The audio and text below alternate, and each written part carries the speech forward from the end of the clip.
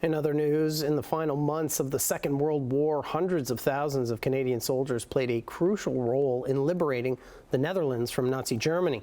And today, on that day's 80th anniversary, the Dutch-Canadian Veterans Association remembered. Roger Collins was there and has the details. Roger. Matt, the association's held this event for over 30 years to not just memorialize those who freed the occupiers from the Germans, but to remember those who didn't make it home.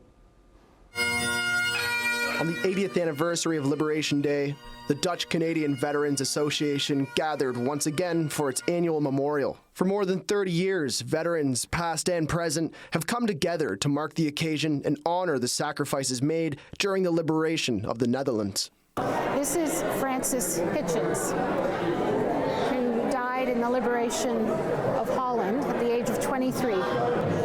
It's my husband's grandfather, whom he never got to meet, and when he was killed, he left behind a 5-year-old daughter, who was my mother-in-law. He served with the Royal Hamilton Light Infantry, Royal Canadian Infantry Corps.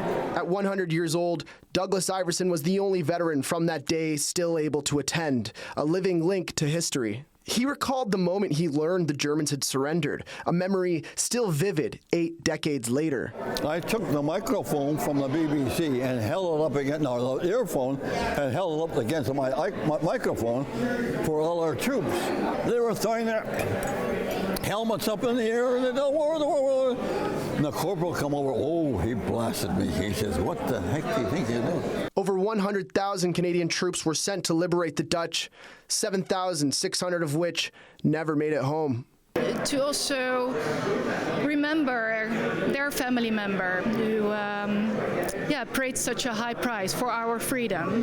So it's and in the Netherlands, I mentioned that this morning as well, children are educated, they are taking care of the graves, families, communities are taking care of those graves of the Canadian soldiers. An emotional day, not just of remembrance, but of connection, one that continues to bridge nations, generations, and history.